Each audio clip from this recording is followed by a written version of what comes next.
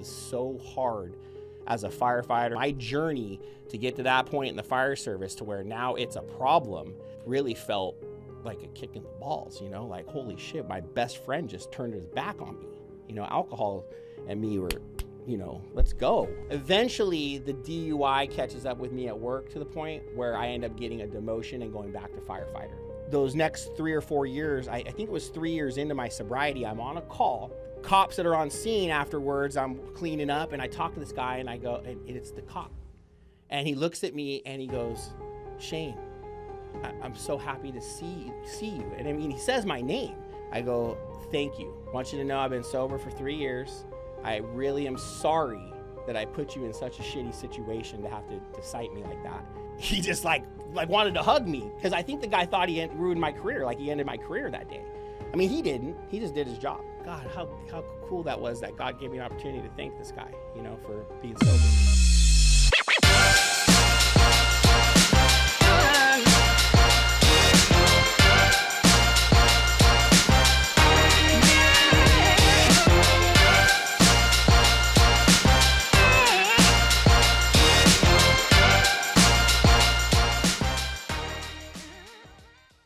What's going on, guys? Welcome to another episode of the Journey to Solutions podcast, where we interview people from all walks of life who've overcome the impossible.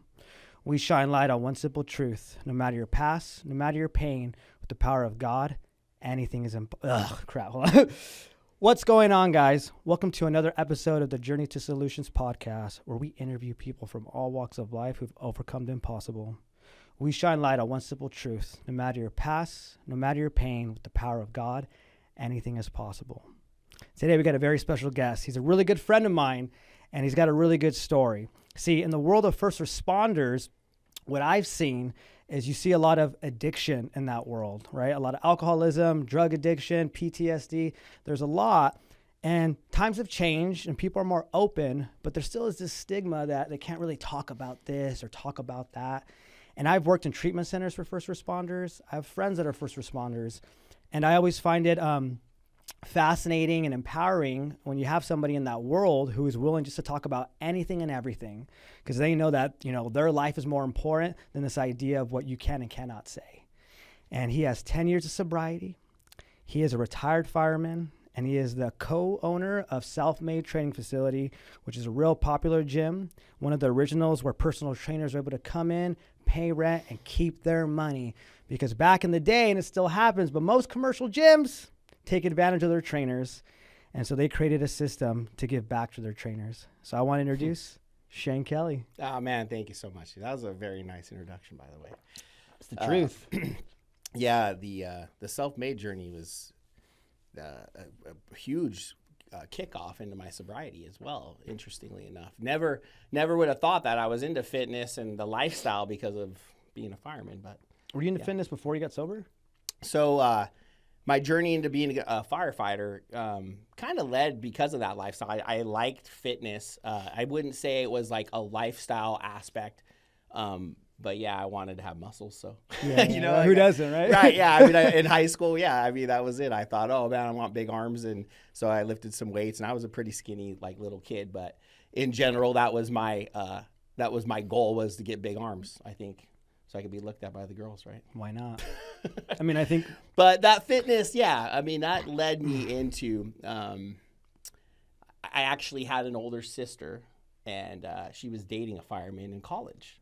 That's what kind of exposed me to the fire service, as far as actually talking to somebody and really getting exposed to what the fire service was as like a teenager and a young kid, Okay, so you didn't grow up with the dream to be a fireman. You were exposed to.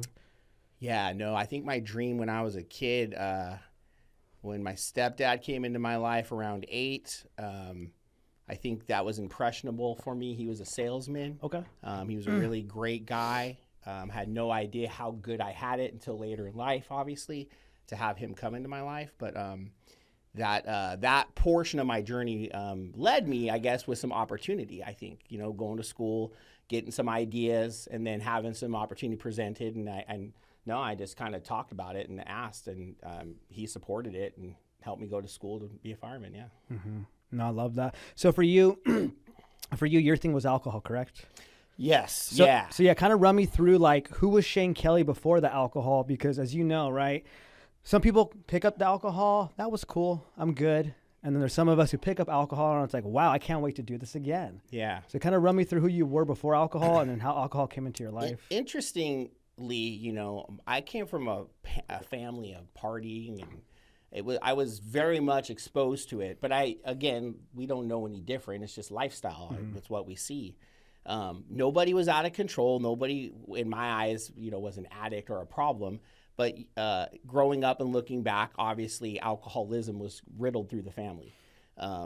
Addiction was riddled through the family. So you do have addiction in your family? Yeah, okay. Lots and lots between uncles and just various scattered, issues that have happened over the years. And but growing up in that weekend warrior mentality with a family that went and partied that way, I thought alcohol was completely safe. I had a father who was alcoholic.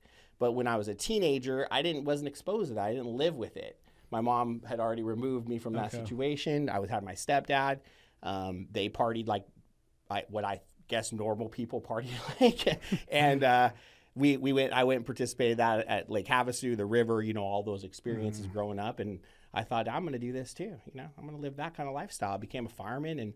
And the teenage years, got exposed to marijuana, and I honestly could take it or leave it. Really wasn't a big deal. Did use it for a while, but when I first took my first drink around 18, 19 with friends, actually drank with friends, I loved it. What was it about it that you loved? Well, number one, it was legal. I wanted to be a fireman, so I thought don't do that. This is legal. And then number two, it instantly... I was out. I mean, I think I've always been an outgoing person and able to communicate, but it immediately made me feel larger than life, in that aspect. Were you like a person that was naturally anxious, overthinking, insecure more? Like, were you more like self-conscious? I definitely think that as I learned, how I used alcohol, in the beginning, I overdrank. I threw up a few times. I didn't like that, but of course, it didn't deter me from doing it again. And as I learned to use alcohol, I guess, within my social circles, I thought I used it pretty appropriately. I thought I was using it for fun and a good time. And I would absolutely put myself in risky situations, even when I was younger. Looking back, driving and doing things I shouldn't have been doing under the influence of alcohol and the decisions that it would always take me to. I wasn't planning on doing that, but these things would occur. And that's my alcoholic story from day one. Is I didn't plan on it going that way, but this is what happened, And I mean, if you think you're not alcoholic, then just try to have some controlled drinks. The book says it very clearly. And I played that game in my story for 7 years. I went to AA to get sober because of a marriage issue, and I found out the hard way what alcoholism was, So that going in and out thing sucks, And so to go back to your question, alcoholism for me in the beginning, I mean, I think that I thought that alcohol was such a part of my life all the way up until the end. It was so hard. As a firefighter, as a union, my journey to get to that point in the fire service to where now it's a problem, it really felt like a kick in the balls, like, holy shit, my best friend just turned his back on me. Alcohol and me were, let's go. And so it really did. It hurt. And it was hard for me to get it out of my life completely, because I really thought I had an angle of somehow continuing this relationship with alcohol. Because what was it about? Like, for me, I know, like, kind of like you, right? I grew up where my family drinks all the time. It's normal. Holidays, like you said, you do certain things, like New Year's, 4th of July, it's like a thing, right? We're having fun, we're laughing. And then for me, when I turned 21, it's the bar scene. You go to bars, you have fun, just whatever. You can go to Vegas, cruises, whatever. Just fun. It's just you're having fun. And I like what you said when it came to the point of like, okay, I need to kind of chill, right? And it was like, okay, I'll have one drink. Okay, let me get one more. And then a shot. And then there's all these, okay, not this weekend. But then a friend say, hey, what are you doing this weekend? No, where do you guys go? Okay, I'll go. And I'm like, crap. And then I end up drinking there. Okay, I'm not going to do it. Meet a girl. Yeah. Hey, you down to get a drink? Yeah. Oh, crap. Here, I did it again. Right. And I remember for me, I learned that alcohol, for me, I started to be aware, was like, oh, I drink alcohol because I'm an anxious person. And it really helps remove that anxiety because I'm a social person. I always say this, God's like, you're a social butterfly with anxiety. I'm like, why would you give me anxiety then? Right. You know what I mean? Yeah, it's a double, right. So that's what made it difficult for me, was like, damn it, like I hate this feeling. Yeah. How do I navigate it? I didn't ever think I was an anxious person, but actually after I got sober, I started to notice more in social circles that might be a deeper seated issue, right? I think when I'm chasing the buzz back in the day, I was really just, like you said, it really was a good time. I really did enjoy drinking. When it called my name, it was because we're going to go have fun. Yeah. It wasn't because I was a slave to the thinking that it was going to be fun. There was a time period when all of it's fun, and everybody can, I think in the beginning, can relate to that. But that aspect, when it changes, and oh my God, the amount of work that I put into trying to maintain a relationship with alcohol that was completely unhealthy. I'm lying to people. I'm hiding. I can't, you can't be exposed or be yourself once you're alcoholic and people are like, you shouldn't drink. You're like, I'm going to get away from you, I think, and then so now your lifestyle starts to change and all of these things start to happen because you're living a lie. Yeah. When did you start noticing it become a problem now that you look back, like where you said, like now you're hiding it, you're lying about it, you're switching maybe the type of people you drink with? Yeah. I remember very clearly the first time I lied. I was married, and one of the first times I felt judged about how much I drank was kind of with her, where it was like, we'd been living together, married at this point for a while. We didn't live together before we got married. So when we moved in, and I think she started to kind of see some of my habits, like, and again, me and my buddy, we lay some sod, lay the whole yard of sod. I don't remember how many feet in this new house, but we knock it out and we polished off an 18, 20 pack of beer, whatever it was. And she came home and looked in the fridge and mentioned, like, did you guys drink all those beers? And I'm like, yeah, we did all that yard work, right? But afterwards, I felt very judged. And man, I think that this is a huge issue. Like, it's a massive character defect for me. When I feel judged, I all of a sudden push back. I want to defend myself, even if it's not true, right? I feel like I have to get defensive and angry. And I don't know where this comes from, but it's very deep-seated because it happens to me all the time. But with alcoholism, it's an immediate trigger to go drink, right? So I used to use that as a lying. Well, what she doesn't know won't hurt her. Next time I'll replace the beers. And so I started doing shit like that. I started drinking, replacing it, not drinking beers that weren't at the house, just not talking about it, right? Eventually hiding it around the house. The progression starts to just get out of control. Did you get to a point too where you can drink so much and not black out, like your tolerance? Yeah. I sucked at the hard alcohol, and me were not good because I would just black. I would black out if I drink hard. So I learned pretty quickly if I wanted, if I'm really chasing this buzz and doing my alcoholic thing, I stuck with mostly beer. I gravitated towards some of those Mike's Hard Lemonade drinks and things like that because of the buzz and the sugar, and I got fat and bloated and Anyway, living that life and drinking that shit, and I look back and I'm so thankful for the lifestyle today. That I'm not a slave to that thinking anymore. Because that's really what it was. It was a total mind shift, right? Recovery is a mind shift. You have to really just accept the fact that, holy shit, I'm really sick, and I can be a much better person than this. Yeah, it's crazy, right? It's like we literally become somebody else once that buzz kicks in. Yeah, and it's wild what we'll do for that buzz: lie, cheat, steal, avoid, whatever, justify. And then it's like in the back of our mind, we try to quiet that we know this is going to bite our ass. Yeah. Because I'm not answering these calls. I'm disappearing. People are wondering. And I know I'm going to have to sober up one day. And then it's just a mess. How even take it a step further for a guy like me, I chased this pattern of becoming this public servant person in the limelight. I follow a union path and I get on the union board, right? I'm doing political action where I go out in the community and it's very accepted to drink and socialize and do all these things. And they love me for it. And so I'm getting literally a pat on the back and a badge put on my chest to go and be me. Go do you. And it sucks because at some point you're like, well, I'm really good at all those things. And alcohol really derailed me from a successful path. I could have been good at all those things without alcohol, but alcohol was the catalyst, I think, for me to be, oh man, political action. I'm gonna go drink and socialize with all these people, right? It was never because I wanted to be the political action guy. It was because I wanted to be this alcoholic floating through the room, socializing with everybody.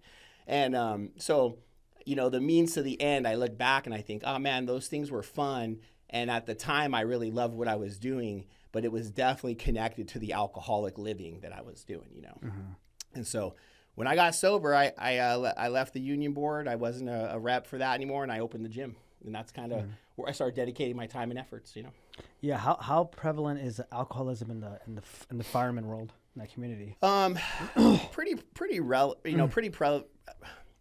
Pretty prevalent.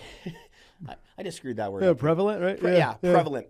Pretty prevalent in the sense that everybody, I think, used alcohol, and the levels at which guys use alcohol in the fire service can vary a lot. But I saw a lot of guys drink the way that I thought I drank and be very successful their entire careers, right? And it was like, wow, man, like, I don't know if this guy has a problem or not, but like, I don't think that I drank that much differently. Like, but then you go back and go, okay, but is he lying to everybody and hiding or pre-partying, or are we really watching how much this individual truly is drinking? Because he's a social drinker and he goes out and drinks in a social environment. I never did. I drank in the social environment. I drank before the social environment. I drank after the social environment. Yeah. So I mean, that didn't pan out to me. So I think that's one thing recovery did for me, which is a blessing. It's you stop comparing yourself to other people. You realize I'm me and this is what I did. And I have to own that and say, if I allowed myself to have a drink, what's going to probably happen again? I can look at the past and say, oh yeah, that's what happened over and over again. I've tested the waters. I'm thoroughly convinced, No, I get it. Yeah, every time I try to, back in the day when I would try to test the waters my thing was cocaine and alcohol. Yeah. Because I don't want to black out. So if I could drink more if I do cocaine, right? That was like my system. And I always knew it was a problem because I'm like, I'm not doing coke today. Drinking. Have 2 drinks of Corona and all of a sudden I'm like, just a little bit, right? And the Connect would always show up to the bar. So, and I worked at the bar. So what do? Hey, bro, I'll give you alcohol all night for free if you hook me up. Okay, I got you.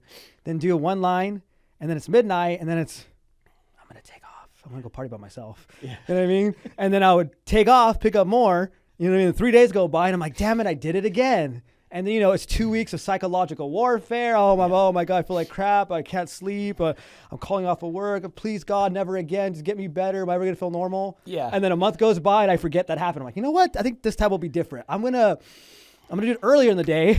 I got the next 2 days off just in case. It's not what. It's just shifting around. And then it just happens over and over again.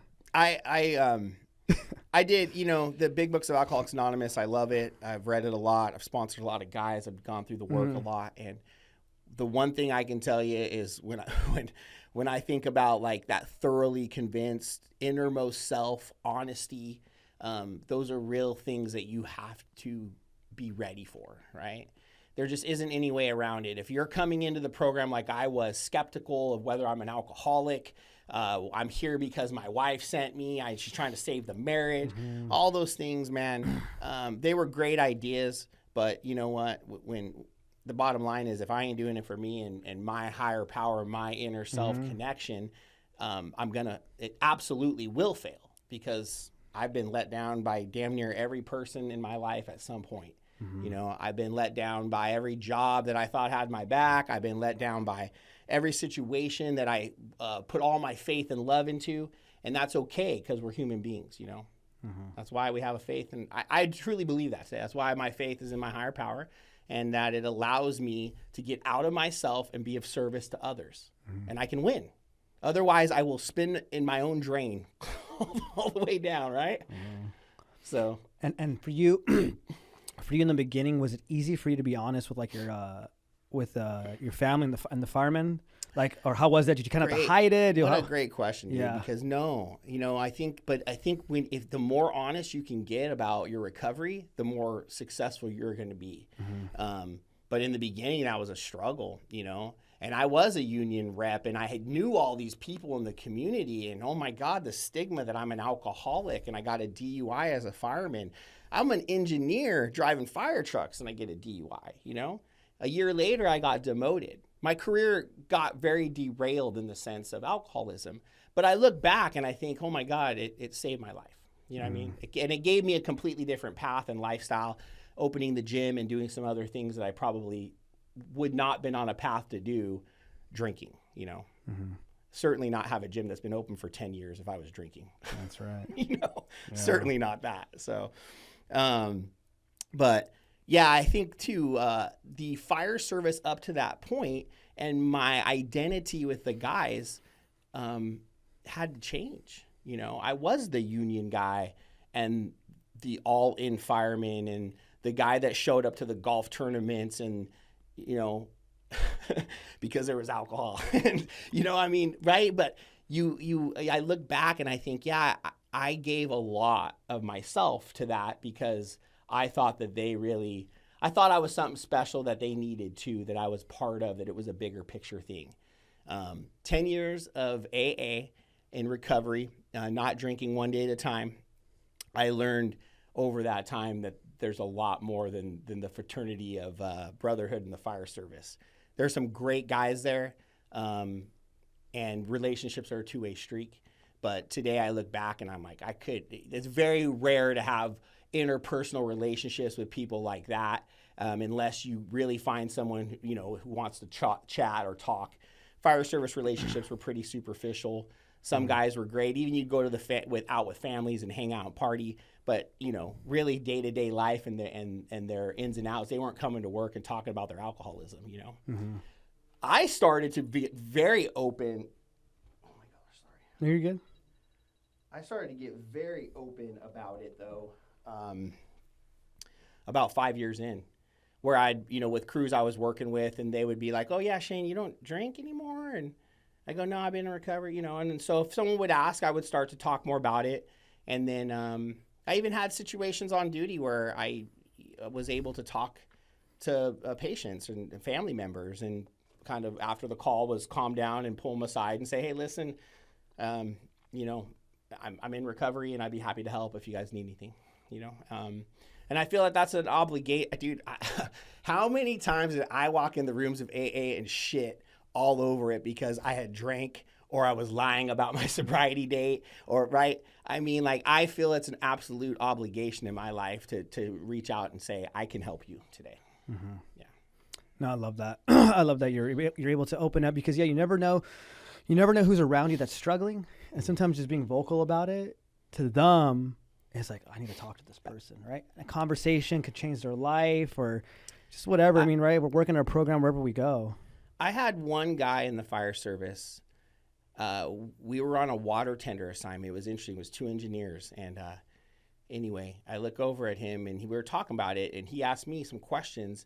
And I said, hey, I'm not trying to pry, but yes. And if you need something, and he later called and just like let me know, like, hey, I think I might go check out a meeting. I appreciate, you telling me about it. Now, years later, I haven't talked to that guy. I think he's retired now too. He left around the same time with a back injury. Anyway, I just know we plant the seeds and it works when it works, right? And I think that that's a huge aspect for people. Like, people will ask questions that are sober curious because they're not sure. I was probably, how many times I look at people and think, man, that guy probably doesn't know anything different about his life. He's just saw his dad grow up that way, drink every weekend, live that way, go to work, drink, go to work, drink. And whether or not that's good or bad, maybe they don't even know there's another option, right? But that doesn't mean they have a problem. I know what a problem is. A problem is I can't stop. I want more. I'm willing to burn it all down to do it, you know? And that's how I get if I'm living alcoholically. I'll burn it all down. 100%. That's what we do, right? We burn everything down all around us, hurt all these people, whether we mean to or not. What do you feel like was for you? What were some of like the difficult things for you in the beginning walking through recovery? I know like for me, mine was my whole world was the bar scene. Bars, drinking buddies, all my friends I grew up with, whether it's work. I worked at a restaurant, I worked at a bar. All my friends, we drank, we went out. And I remember the beginning was difficult because, you know, my phone stopped ringing because I stopped going out with my friends. And then, you know, there's times I got bored and I got lonely, and it was challenging because I felt like I was like, dude, like this is tough. And then I'm missing out. I see Facebook, people are doing stuff. And so I remember luckily I had the motivation to like go to meetings, to stick around the meeting a little bit later, you know, try to talk to people after the meeting, just trying to kill time, go to the gym, you know, and just, you know, focus on work. I was like at work and just being like, I was actually showing up to work on time. You know, I was present at work. I would stay a little late. I would clean, whatever. Like, I'm just like, you know, and then before I knew it, you know, then I obviously started to make recovery friends. So it was a little bit nicer to get coffee and hang out. I think that progression can be, you know, for someone like me who thought, do I really, you know, especially in the beginning, okay, my first introduction into AA is, well, really a wife card. She says, get sober, or I think at that point I was 32. Okay. It took 7 years of going in and out of AA from that point for me to be 39 and decide I'm going to get sober and stay sober. That year was a struggle, but December 31st of 2015, I decided I'm not drinking, and it stuck. Honesty stuck. My relationship with my sponsors, everything from that point forward, that 7 years of going in and out of AA, I got just real honest in the mirror and said, I'm not doing this anymore. I cannot drink no matter what, and I'm going to do what they do to stay sober. And I'm not perfect, but I do what people in AA do. And so from there, I started to build relationships. But those first 7 years, I think I was 1 foot in, 1 foot out, and it was a difficult place to live. Yeah. You're not really making AA friends, but your whole other world is you're trying to get away from it, right? So you're isolated. And so I became a pretty isolated drinker. Yeah, how was it? Because, you know, they say once you have a head full of AA and a belly full of booze, it's over. Dude, how was that 7 years of trying to enjoy your drinking? It's miserable. Yeah. And I think at best you can say that. There are times I think where everyone can say, well, you push it out. You get into a rhythm of some drinking. It really isn't there. Yeah, you quiet the noise. You know, you quiet the noise, right? The lifestyle's happening. But then the one or two bad things happen. The loss of control happens again. And then you're incomprehensibly demoralized. You realize that, like, the same pattern's about to fucking go down again. And you can't stop this unless you tell on yourself, you know? And I think, you know, for me, it wasn't that bad, but the last time I drank, I had lied to my sponsor. He was at the house the day before. We had done some step work. I had been drinking a couple times before this, and he left. I drank again, and I ended up having a friend come by the house and confront me. And this particular friend I told the truth to. I said, yes, I'm drinking. And that moment and just being honest set me free. And I thought a lot about that, how good that felt in that moment to just tell the truth and say, yeah, I've been drinking. Why did you ask? And she said, well, because you seem different. And I said, okay, well, you know, and that to me was like, I think that I got this all together, but I have a few drinks, 2 or 3 drinks in, and someone that doesn't even know me that well is saying, you seem different, right? And so a couple of those things, like, just in that moment clicked to me. I called my sponsor I did finish drinking that night. I didn't stop because I couldn't, you know. I drank the rest of the alcohol I had, and I went to sleep, and I woke up the next day. I went to the gym and worked out, and I called my sponsor walking out, and I told on myself. And it was funny because the sponsor at the time said, you were lying to me? And I said, yeah, man, I'm sorry I lied to you, but I'm getting honest about it. He's like, dude, like, I was just at your house. Like, when did you drink? So I told him the truth, and he's like, I can't believe you lied to me. And then he goes, I don't know why I'm giving you such a hard time. I did the same thing to my sponsor. You know, we are so like entwined in this thing. Just if you're really struggling with alcoholism, just let it go, right? I mean, surrender. That whole aspect, surrender to win. It makes sense to me as a fireman even. Like, oh my God, surrender. Like, but there is no surrender. It's really a redirect. So I say surrender to win, but it's a redirect to God. Like all I'm doing is now channeling my energy somewhere else, you know? I used to channel a lot of energy to alcohol, you know? A lot. What did you find yourself focusing on? Because, you know, again, I always feel like as addicts, we're always addicts. I know some people are like, don't say that. I'm like, no, I got an addictive personality. Like, that's just what it is. And I know that, how I do anything, right? I get excited. So, like, for me, my addiction became, whether it was working 3 jobs in the beginning, you know, going to a lot of meetings, posting stuff on social media, working out, like whatever, right? Drinking green juices and meditating every day. What were some things in the beginning that you started to, because you had all that time on drinking, where did you start pouring that energy into yourself so you could feel some type of fulfillment, some type of fun? I think when I started to when I took AA serious, and I decided I'm going to make some friends and get some like-minded people, I started finding some meetings with guys that had careers and families and things that like I could relate to. And even though I was divorced, I'm a single dad, and you know I'm trying to have a lifestyle for my kids and do things.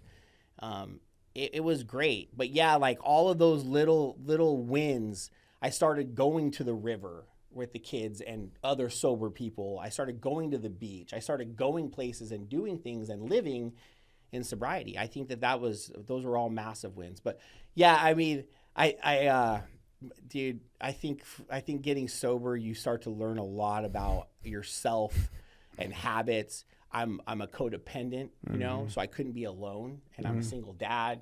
So that became very difficult because it's like I just felt like I needed to fill this void. Were you doing the whole like dating a girl in AA or seeing a girl, talking to them? You find yourself sharing in a meeting because she's there? Completely, you know, and like chasing, you know, I mean, I think going to meetings for the right reasons, finding groups of guys, then at some point feeling like I was established in AA, and if I want to meet a woman in AA, I can. I dated a woman in AA, and I became a double winner when she drank again, and found out what you know that bullshit's all about, right? And so I mean, like you can live a lot. I mean, I've lived a lot of sobriety in 10 years, and I made a lot of shitty, stupid decisions along the way, and I didn't have to drink over any of them. You know, I was able to live. I'm grateful for that too. I look back and think, oh, I kind of wish I didn't have to go through that pain that way.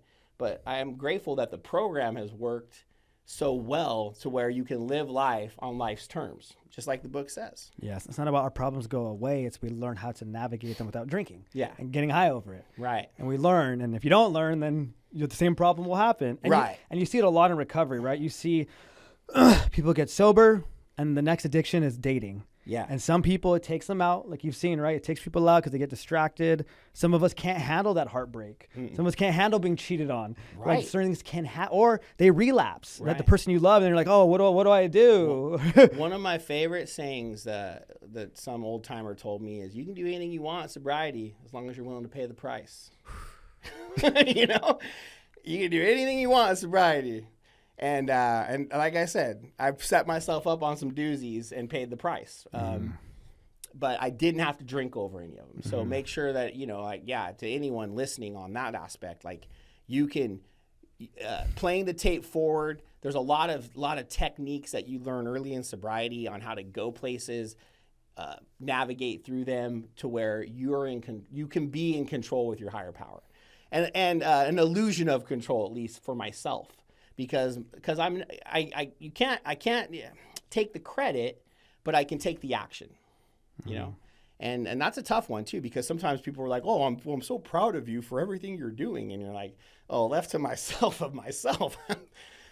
like it doesn't work like this, you know. Thank you for the pain and allowing a relationship to take place where some change could happen. I don't know about you for how many people you've interviewed, but I'm always curious, right? I mean, for most people, the precursor to change is pain. And how much pain alcoholics and addicts can take a lot of pain before they're willing to change. Yeah, some of us have higher thresholds too, pain thresholds. And I always feel bad for the people where their pain threshold's a little too high.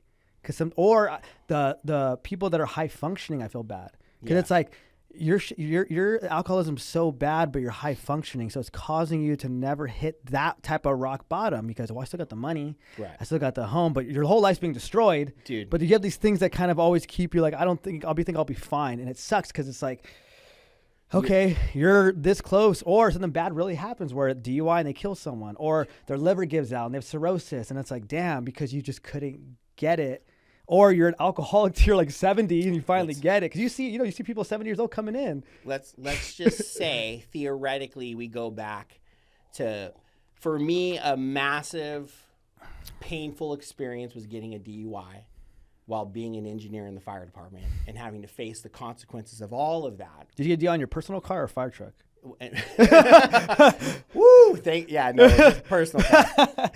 This dumbass goes down to the wine after getting divorced. This dumbass drives down to the winery. I don't drink wine, and hang out with some girl and drink a bunch of wine with her, and then drive my ass back down the 15 freeway and get in a minor fender bender, like tap a car, pull into the driveway to exchange information. And as I get back in the car to leave, the CHP officer pulls up, starts asking me questions. So anyway, I end up getting cited for a DUI, and that leads to me going to my first rehab, and I didn't get sober early that year. It took me the rest of that year till December for it to stick. Mm-hmm. But a couple years later, on a call, I am now demoted. I'm a fireman. Eventually, the DUI catches up with me at work to the point where I end up getting a demotion and going back to firefighter. Okay, so I finished my career out as a firefighter. Then, but those next 3 or 4 years, I think it was 3 years into my sobriety, I'm on a call off the side of Lake Matthews area.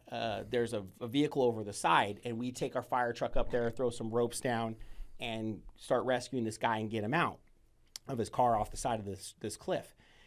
The cops that are on scene afterwards, I'm cleaning up, and I talk to this guy, and I go, and it's the cop. And he looks at me, and he goes, Shane, I'm so happy to see you. And I mean, he says my name. Mm-hmm. And I said, hey man, I'm so sorry. What's your name? And he tells me, and I go, thank you. I go, want you to know I've been sober for 3 years. I really am sorry that I put you in such a shitty situation to have to cite me like that. And anyway, I hope that you didn't lose any sleep over it. And yeah, things worked out. So I'm still here. And he said, he just like wanted to hug me, because I think the guy thought he ruined my career, like he ended my career that day. I mean, he didn't. He just did his job. Mm-hmm. But I did. I thought a lot about that in that moment when I'm like, God, how cool that was that God gave me an opportunity to thank this guy, for being sober. Mm-hmm. Yeah, it's amazing how God shows up for us in our sobriety in these ways that like help us make it right with things, help us find peace with things, help us heal, whatever it is, right? God kind of knows like what we need in these specific ways for us to work through these things. Let me ask you that, like sometimes people in early recovery, or sometimes people in recovery in general, struggle with the God thing.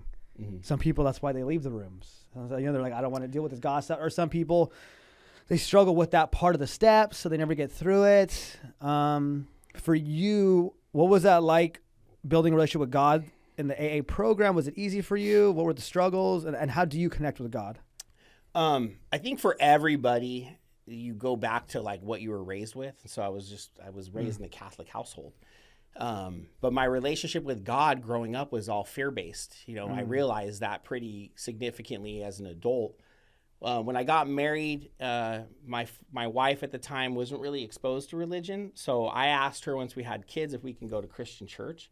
I just thought being exposed to that for the kids would be better. And I kind of understood at least the basics of Christianity because of what I thought was from Catholicism, right? Mm. So being a Catholic and going to Catholic church and being in that environment kind of led me to Christianity and my own faith. I think when we had kids, we started going, and I had a basic relationship with God. What you don't know will hurt you. I'm gonna, I just wasn't that. I wasn't in the faith. No. I certainly wasn't in the faith of really pouring myself into God and the aspect that if you allow him to, he can. Mm-hmm. You know, Shane needs to fix this. Shane needs to do this. Shane, right? And that, I mean, I've been putting that pressure on myself for so long. Even with a connection with God, I have to tell myself, that's not how it works. Stop, you know? Just stop and allow God to work.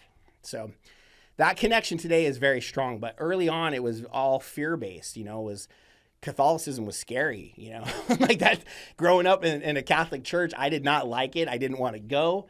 It felt like it was like a punishment to have to go.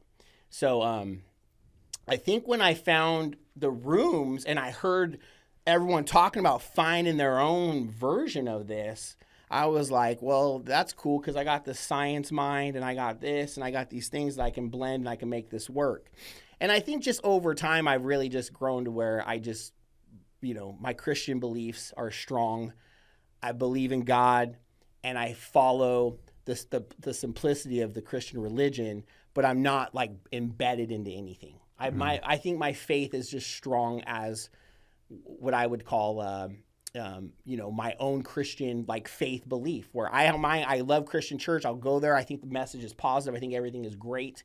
I do believe in Jesus Christ, and I do believe in Jesus as our one and only Savior. Those things I find. So I would just say, but it's interesting how I would much prefer to go to the rooms of AA Same here. than a church. Same here. And I tell people that because, you know, I run into people that talk crap on AA, talk crap on church, whatever. I hear different perspectives. And I'll never talk crap on any of them. I'm very wise to just, you know, usually I'll just kind of like listen. I'll know if a person's worth having a conversation about or just I ain't going to say nothing and they ain't going to listen. Right. But, you know, I agree with you. For me personally, right, like you said, my experience is that I feel more God, more spiritual in the rooms of AA than I do in a church for me. I'm not saying I never do. I'm not saying I don't ever feel God in church. I'm just saying for me because I like radical acceptance, radical transparency, and really just accepting people for how they are and celebrating them. Yeah. I can't stand people who you first meet them and their goal is to correct you on how you're living.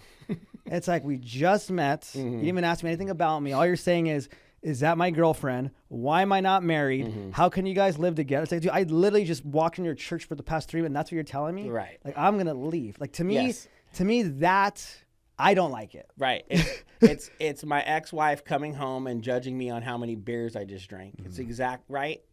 I feel the same thing. I don't want to be judged because of how I'm living and all these other, I want some acceptance, some grace as a human being. But I have you had that experience yourself walking into a church? Yeah, well, that's a real story. That's a real story. That's I imagine so listening to you. Yeah. So I've had that story, and also I'm very big on like Marco knows it, right? Anytime people talk about politics or religion, I shut off, only because those are conversations that can have endless arguments. Right. And I always say there's so much depth to things, right? So for example, religious trauma. I know people, let's say, for example, the priest molested the kid when he was young. So now I know this person doesn't want to talk about God. It makes sense. His experience, right? So I'm very protective of those people, right? If I hear that, I don't have to talk about God to help you. Right. You know what I mean? I don't have to just love you where you're at. We go to the gym, work out. If you want to ask me, cool. Right. So I'm very protective, right?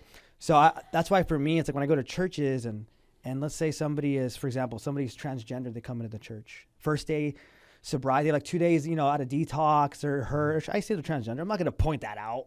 Right. I'm just like, hey, it's great to see you. What's your name? Right. You know what I mean? Like, also 2 days, awesome. You want to sit next to me? And then I'll have some people come in and be like, hey, you see that person? We got to get that out of him today.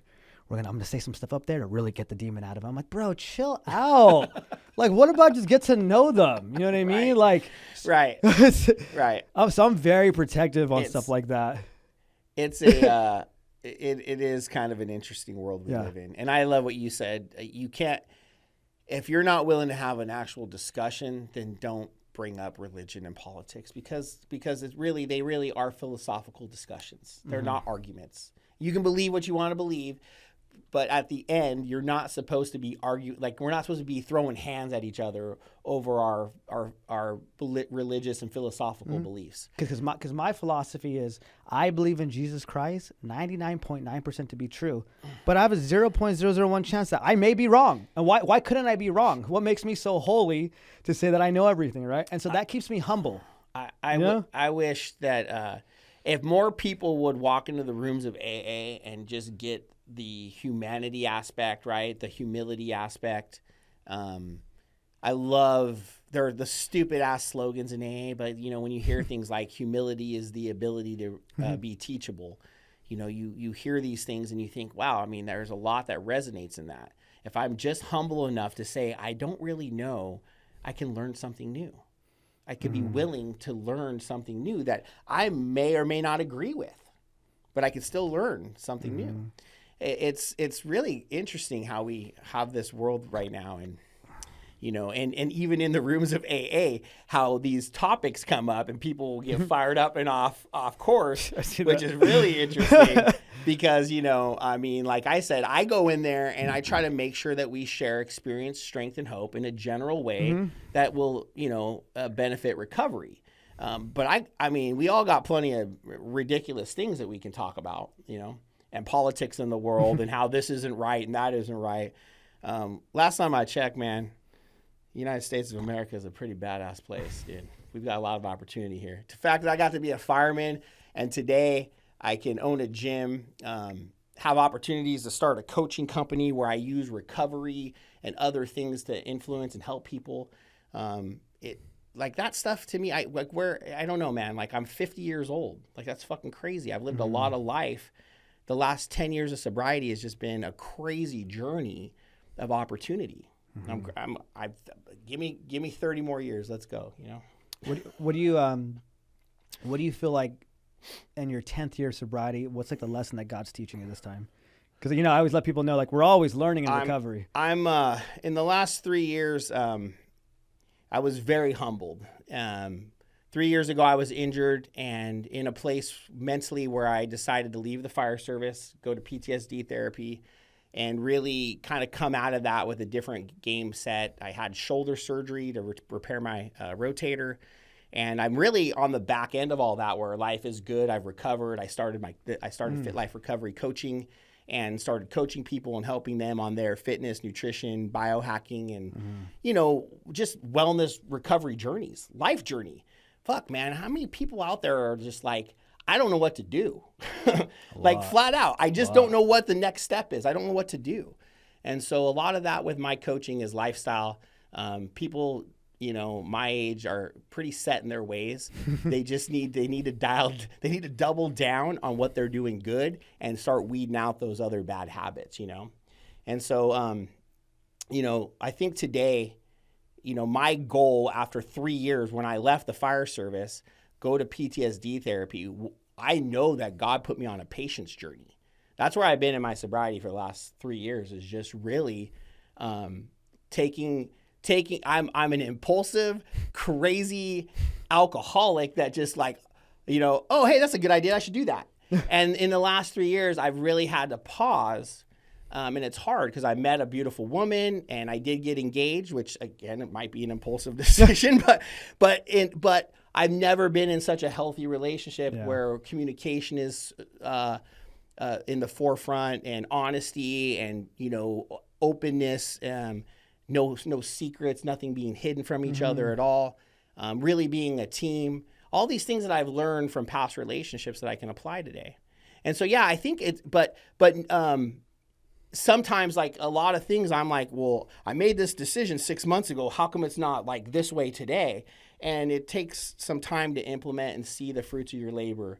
And so I think 3 years into this, I think my patience, I think God is really working on me to be a patient man today and like display patience in my life and allow the process to work, you know, stay consistent, even though sometimes I feel like this isn't exactly paying off the way I think it should be, you know?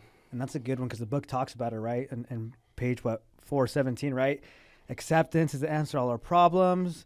And it's usually we find ourselves irritable or discontent because we have expectations and these things, and our rights kick in. Oh, I deserve this, and it should. Right. But the reality is, right, it's like things just take time. And it's usually on God's time and not our time. And so learning that patient resilience, right, that, oh, okay, so I got to wait. The delayed gratification, because we're addicts. I want it now. I want it yesterday. But the reality is, like getting in shape. You know what I mean? It's like, I want to get in shape. And because we're in shape, like, it takes time. And when I say time, I don't mean a year. It could take 3 years to look the way that you want to. Like, the way you're telling me could take 3 years of discipline, but you'll get there. Consistence. But you have to have a lifestyle and consistency to get there. So find other ways to be patient during that process. Yeah. And even, I guess my sister told me something that I'm like, I hate this, but it's true. Embrace the suck. Embracing the suck. Like when life starts to suck, or like, man, this is hard. Like grinding on this, like this, whatever the project is, whatever it is that you've gotten yourself involved with, and that you are thinking, this is going to kill me. I'm going to give up. I can't do this.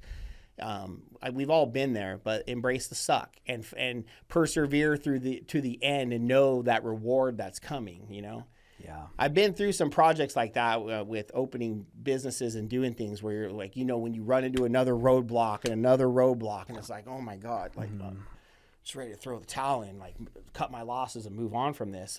Sometimes that might be a good decision in business, but other times, like I said, when you're committed to a process and you want something, grinding through and staying consistent is one of the hardest things that we do. Yeah, because for example, like if you look at my Instagram page, I've had my Instagram since I got sober. So that's almost 9 years. And my mindset was, I'm going to start an Instagram page. It's going to blow up. I'm going to be the next Jay Shetty, Lewis House, Tony Robbins, right? Right. Okay, it's almost been 9 years.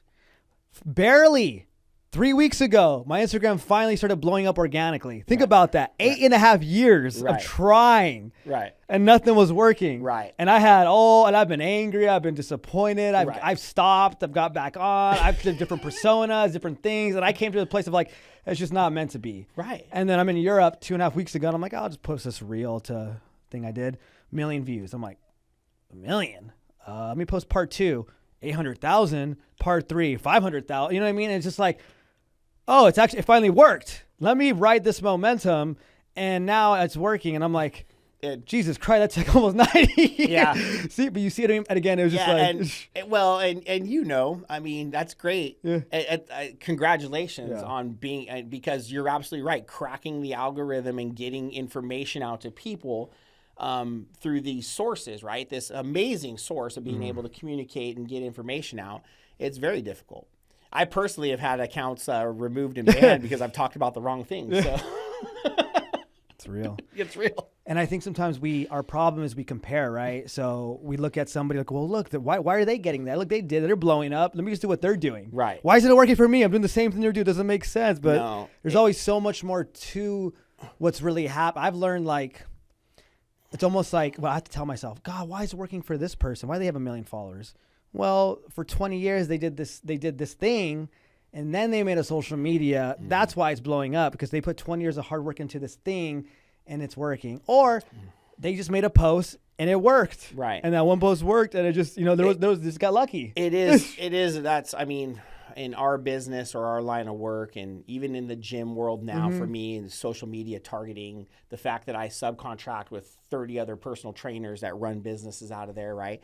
All of those factors, the marketing and the approach of social media and organically blowing up, it makes your life really good and easy when that happens.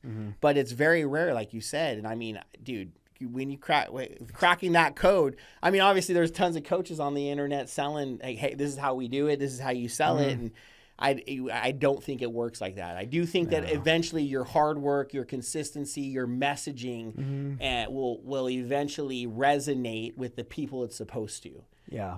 8 years. Wow, man. That's crazy, dude. 8.5 years. Because I never. I guess we'll see in 8 years then for the coaching business. Let's go. Because for me personally, I never wanted to go on trends, and I never wanted to do things that people say this will work. I'm like, no, I just want to be myself. I just want to talk about my story, my vulnerability. Yeah. If I get shadow banned, if Instagram says you can't take, I'm like, then it is what it is, whatever. Right. You know what I mean? So it just took time and it worked. And okay, but again, don't get excited. I don't get excited either because I might stop. Oh my God. Right. Yeah. You get a reel that blows up and then you're like, well, what did I do? How did I do that again? Yeah. Oh, yeah. God. I mean, it is funny because you're right in your world and getting the message out and helping people. Obviously, the more exposure you get, the better opportunity you have to do that. Mm-hmm. And it is an interesting recovery. Is definitely recovering out loud is a lot of fun. Like you asked that question, I think my first several years of recovery were hard. It was like I was living two lives. I had to be a fireman on on the days I show up to work.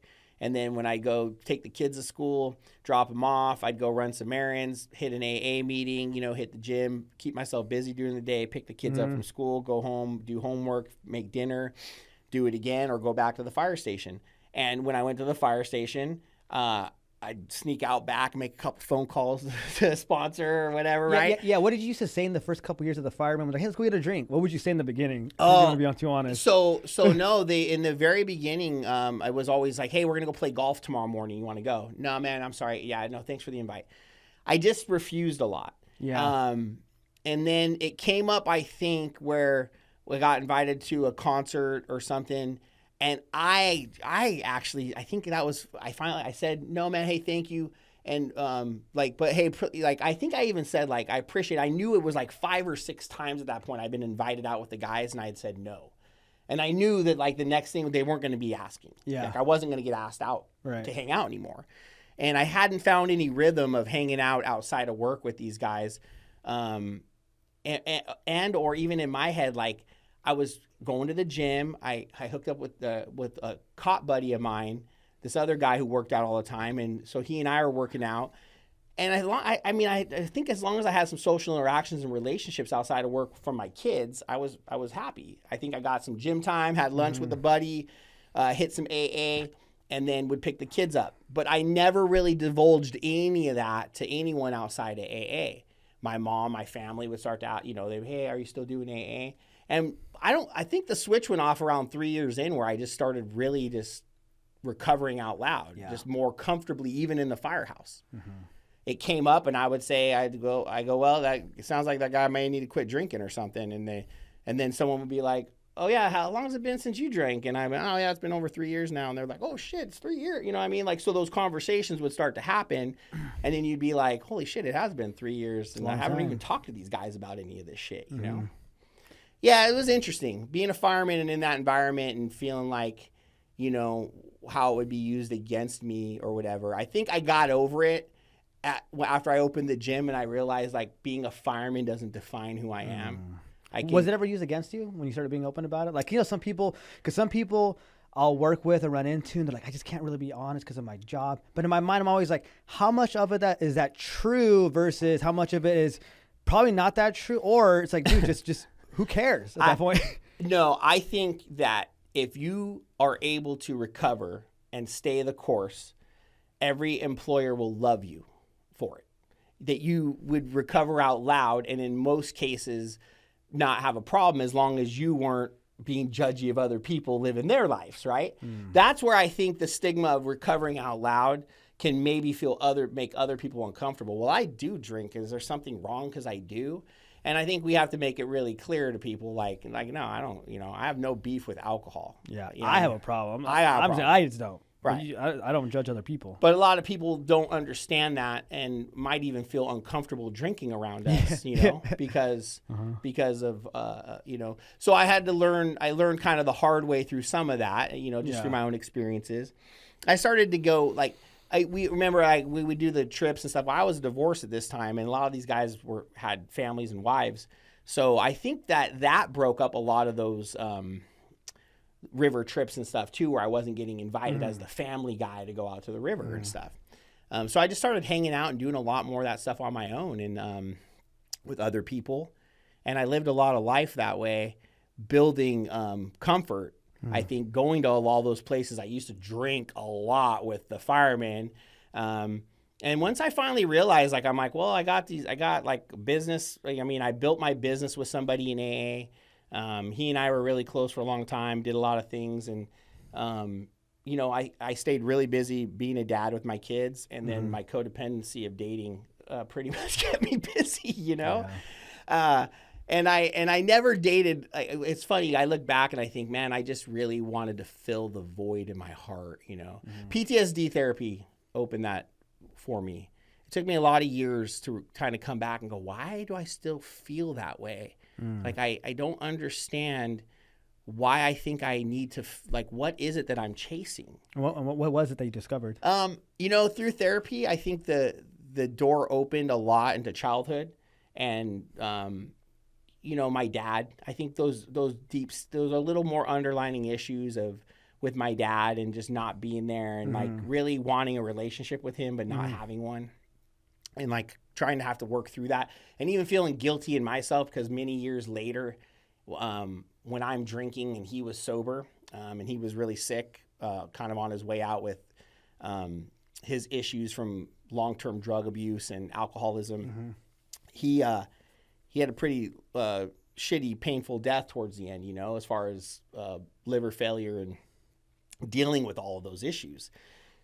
He tried a little bit to have a relationship with me, and I kind of shunned him out towards the end, you know. And I think many years of sobriety and understanding alcoholism and having to go back and look at that,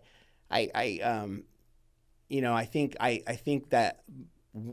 somehow women, or the idea that a woman's love was going to fill that void, you know, that if I just had the white picket fence dream, everything would be okay. Right. You know, and I kept chasing that white picket fence dream and literally throwing my all into broken people and broken situations, you know, because I could fix it, dude. I mean, I was wired to fix Shane's it. going to save the day. I'm wired to fix it, you know. Yeah. I fix mom, you know, and I think it starts really young out there. Like my dad, this came up in PTSD therapy. My dad punched my mom when I was really little.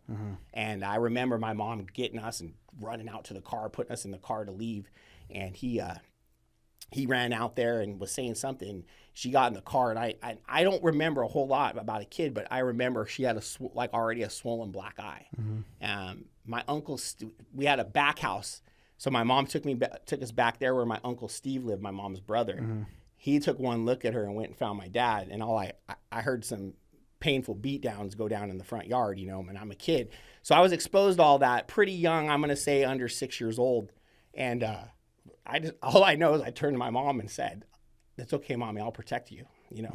So from that point forward, I think that I had this real deep-seated issue with dad and being able to like protect mom and like not want to like let her down, but also feeling really guilty at the end because I never allowed him to have a relationship, and he's a sick alcoholic, you know? So the therapy for me twisted it to where I realized, I'm like, okay, well, so where's the solution? The solution is still in the higher power, right? The void's always going to be there. You know, pain is part of life. God gave us all of this, I think, for the lesson, you know, so that we can love. It's hard. It's hard to love. I love my dad. He was a very, very sick alcoholic. I did not have a relationship with him. You know, he's a drug addict and alcoholic. He died from his disease. But, you know, part of my disease didn't allow, you know, towards the end, I was like, that's great. Good for you. Glad you want to have a relationship now. I'm busy with life. You know what I mean? I got a wife and a kid and a job, and this beer right here, you know, I'm good. So I think today, though, I'm grateful to go through therapy. Like PTSD therapy, I went through and I talked a lot about fireman shit. But when you really get down to it, I chased the fireman career because of all that too. Like, you know what I mean? I'm going to go save the fucking world. So it really did show me a lot about myself and how I can take a little bit of a breather today and not have to do all that, you know? Yeah, it's interesting how like everything stems from childhood. Yeah. When sometimes people are like, that's not true, but it's like when you actually dig deep and you reflect and you're aware and you look, you see it, right? You grow up. I mean, think about it. You're a child. A child to see something like that is not right. It's a kid. They even say a kid when they're that young, they see everything as if they did something wrong, right? You take everything personal. You're a kid. You don't know, right? So you see something like that, and it's traumatizing for a kid, and you don't know what to do with that. right? So we find these ways to fix that. Yeah. Right. Naturally, whatever it is, right? People pleaser, class clown. I'm going to, be the nice person, help people, whatever it is. Right. Mm. But like you said, but then when it turns into codependency, it's ruthless. And I always say like codependency to people is way harder than codependency to drugs. It's harder because drugs is killing us literally, physically, and literally. So it's like, okay, I got to stop this. But the love drug is whew. And I absolutely, I mean, like, I adore Lacey, my fiance. I love her. I am so blessed to have a woman like her. Shout out to Lacey. You're amazing. Yeah. No, like cool. I'm not, I mean, seriously, it's mind boggling because I put myself in a lot of situations dating people, and I absolutely can compare who this woman's personality is and who she is in her core to other people. And hands down, she's just, I've never met the caliber of human being. I've never thought that I could chase or be with the caliber of human being like her like that. And I certainly would have taken advantage of it, right? Because she's so loving. She's beautiful. She's all these things that I would want, and I would stomp all fucking over it because it would not fill the void in my heart because she gives me everything I need. And so now I have to break it, you know, in order for it to be something. Yeah. I don't know. And man, and sorry, if you relate to that, you be alcoholic, it's like that kind of thinking is where alcoholism for me, when I broke the chain of alcoholism and I'm not drinking, I'm not chasing that, and I'm going to the gym, I'm getting a better body. Okay, well, that feels good. Now this feels good. Now I can buy some things because I got some extra money. All these things feel good. They're never going to fill that. And believe me, I met other people. They weren't all the problem.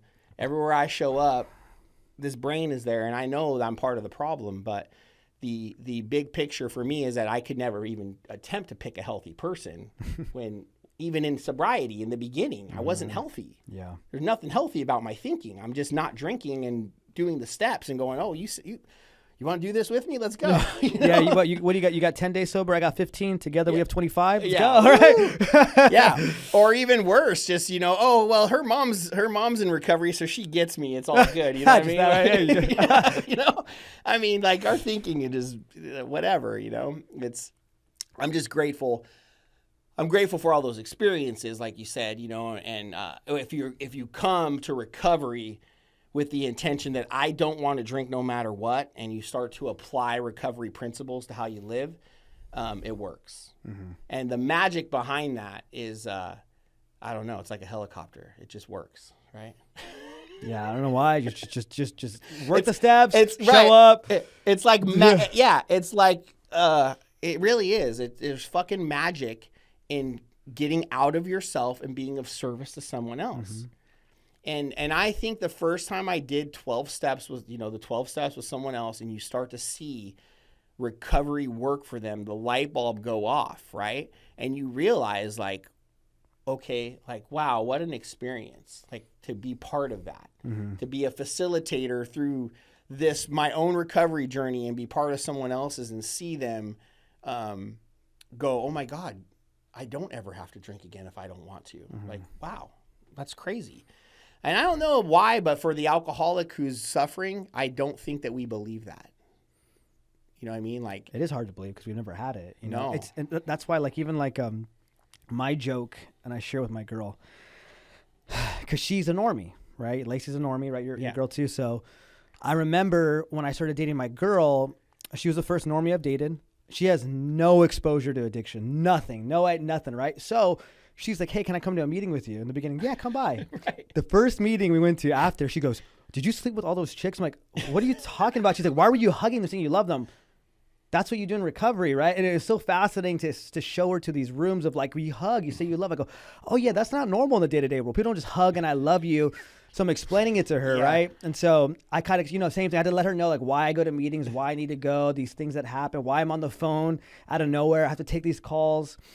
And now it's funny because I took a 2-year hiatus from AA for myself. I was still speaking at meetings and stuff and sponsoring. Right. And about a month ago, I told her, I was like, hey, I need to get back in the rooms for me now. I'm like you said, I have everything I want in life, but I don't feel right. And I know what that means. I need to get this fulfillment. It's time for me to go to a meeting for me, though. I'm like, I'm going to go. So what do? I go to a meeting. I come back.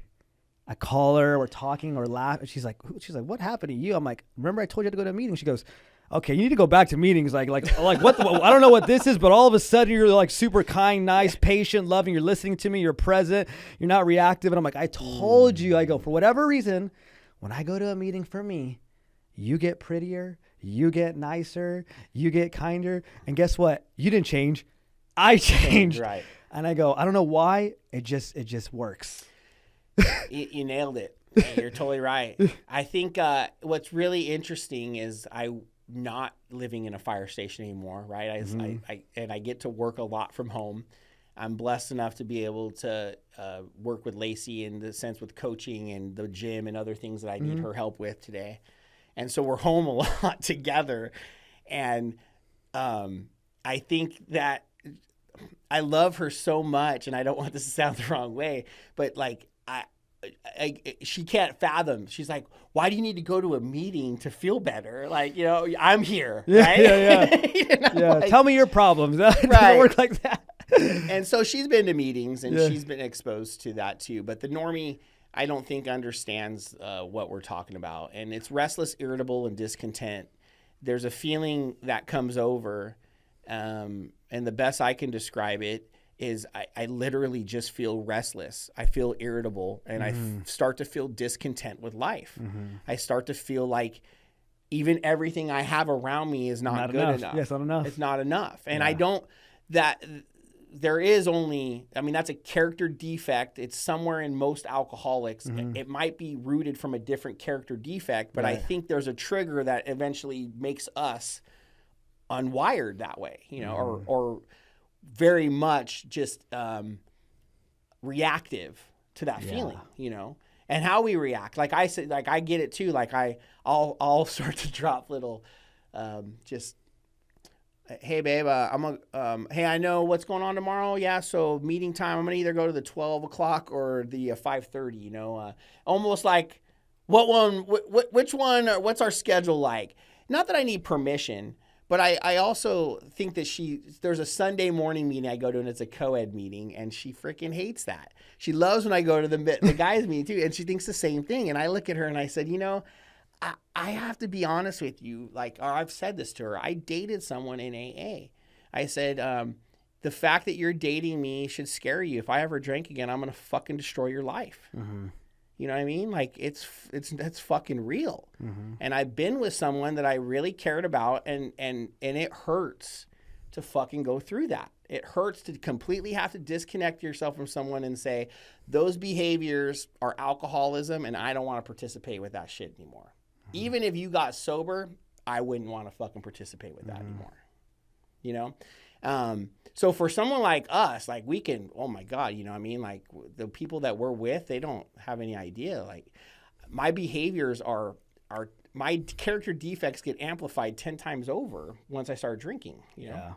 And I'm already fucked up. Just ask her, That's why like it's, I don't know. That's why I love AA. Yeah. It's just the one place that I can go to where I feel so seen, so heard, so understood. I laugh. I have fun. It's just a great time. It's like we get our fix.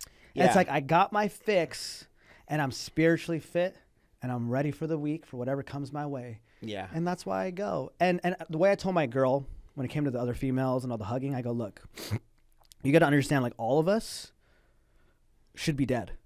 So the reason why we hug each other and we say we love each other is because we're surprised that we're not dead.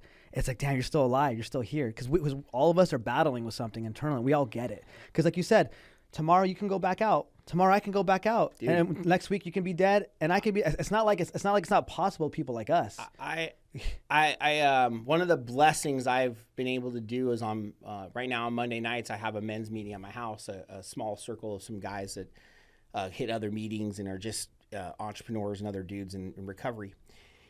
And it's so fun to have lifestyle conversations that are like legit, and some guys in different places in their life asking like, well, what do you do about this, or how did you handle that?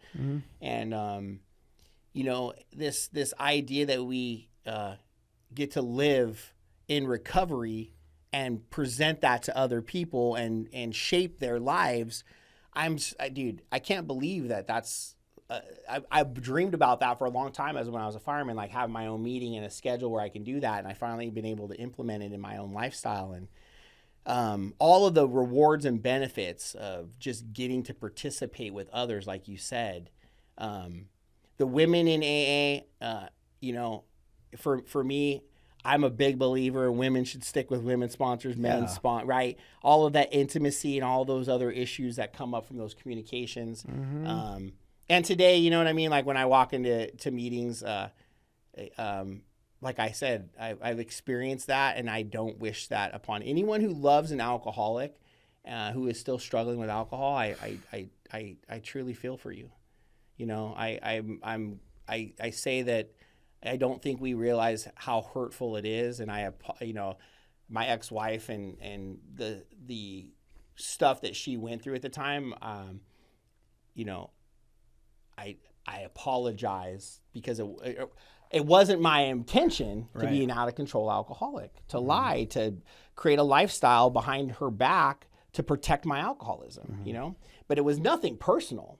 But, oh, my God, people take it personal. Mm-hmm. And I've been on the other side of that, watching someone behave that way and taking it very personal, Yeah, that's why, like, for me, it's I would say the only things that I feel a lot of guilt for and shame is the people that I've dated in my addiction. You know what I mean? And I never got married, had kids, but just the dating, because it's so out of character for me, especially people that see me now, that know me. Right. I'm like, dude, I was so out of line in my past relationships. So the reality is, I always have this, I kind of just like to daydream. I'm like, I wonder if they're like seeing my life now. And they're like, this motherfucker, look at this guy. Yeah. When I dated him, this guy was so emotionally unstable and mean and angry and lying, cheating. And it's like, but the reality is, like, I did all of that 100%. So you're right. It's like, I feel so bad I always say, it's like, I feel so bad for people who dated me in my addiction. Yeah.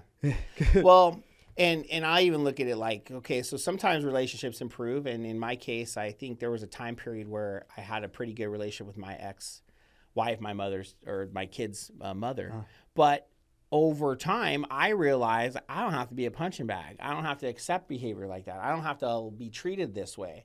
And I can set my own boundaries and deal with that. And so over time, the relationship's gotten better for me, but we just don't communicate. But that's because of things that have happened over time where I'm like, I'm going to set boundaries, and that's how I'm going to deal with this. I'm not, I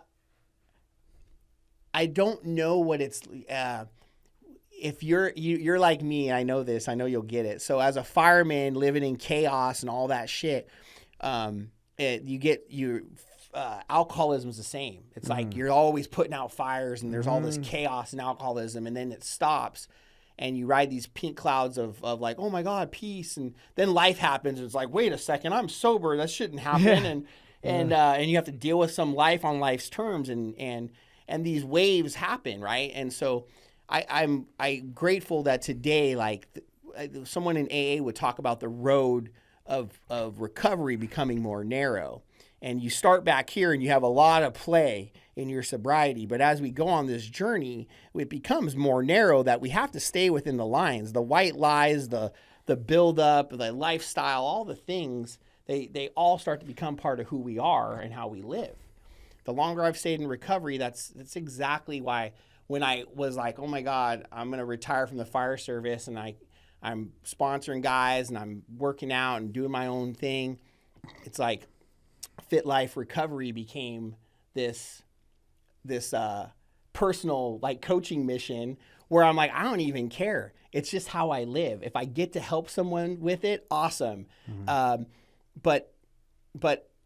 lately it's been something that I've been like, I built a whole platform around it. I've been pushing it more, and I'm kind of excited for where it could go or what it could do for me in my own lifestyle. Again, it's like I said, like, I'm blessed, man. It's not always about the money or the other shit. Monetizing how you live and what we do, it's all part of what everyone's out there doing. But really providing service and providing the recovery lifestyle, And I get it. Not everyone has a problem with drinking, but I haven't met very many people that when they cut drinking out of their life, that their life isn't a whole lot better. Like, facts. Right? Well, all right, Shane. Well, I appreciate you being on today. What we do here now is we do speed questions. Oh. So everybody, we ask speed questions. You answer in 1 minute or less. Oh, shit. My first one is, wait, are you a reader at all? Not really. I mean, Do you listen to podcasts? You ever do podcasts, audiobooks? not a whole lot. Just being honest. Because my first question I always ask people is, what are 3 books you'd recommend to somebody that can completely change their life? The Big Book of Alcoholics Anonymous, the 12 and 12, and the Bible. There you go. Hey, those are 3 good books. What was one single mindset shift that completely changed your life? Acceptance. The Big Book, acceptance is the answer to all my problems. That's a good one. Mm-hmm. Once people realize you can't control nothing outside of you, that's actually very peaceful. Dude, it really is a level up. Wrap your head around acceptance and apply it and see what happens. Yeah. What's the worst piece of advice someone's ever given you? It'll be fine. No, I think that's what Jamil said when we started the water store.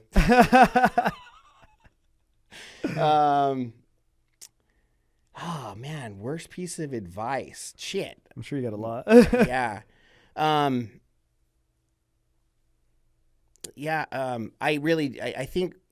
think something like that. Yeah, I don't know. Yeah, like I seriously have been coursed into a couple business things, and that's probably it. Like when I'm questioning something, no, it'll be fine. Yeah, fuck. Should have questioned more. Don't start a water store. Yeah, that's real. Hey, going into business is no joke. You know what I mean? You got to really trust your gut instinct. And I always tell people, it doesn't matter how much you can make. It's how much of your time is this going to cost? Is it going to be worth it? Well, all that. It helps a lot if you're passionate about what you're doing, Mm-hmm. and the passion that you have is a deliverable that people want. So, I mean, those are 2 factors. We got coursed into a water store by Miguel Aguilar. God rest your soul, brother. But yeah, we shouldn't have done that. I should have asked more questions. Mm-hmm. For the addict or for the alcoholic that's still suffering, you have 1 minute with them, and they're like, Shane, I hear your story, but my alcoholism is different. Mm-hmm. It's worse than yours. I've tried everything, and nothing works. Mm-hmm. What would you want to tell them? I would say I understand. I would absolutely let them know that, in my opinion, I set this analogy together once. We were talking to a sponsee, and he's like, well, sometimes it works for me. Sometimes, I mean, it just works, right? Like I can get away with drinking, and it's just going to be this way. Like sometimes it's not going to work. Sometimes it is. So some people, they get to an acceptance, their own acceptance. And I would say, well, do you want to live that way? How do you want to live? Do you want to live? Mm. And I would try to really wrap someone's head around the idea that, are they living, and try to convince them of their own alcoholism. Essentially, that's what we're trying to do. Are you alcoholic or not? If they can commit to the idea that they're alcoholic, they have a chance. I think that's really it. But what I would honestly say is, do you want to live? Mm-hmm. And how do you want to live? And when you use alcohol, what happens? And walk them through it. Because once you say it, you hear it. And you have to relive it. Mm. That's an interesting one. I love that.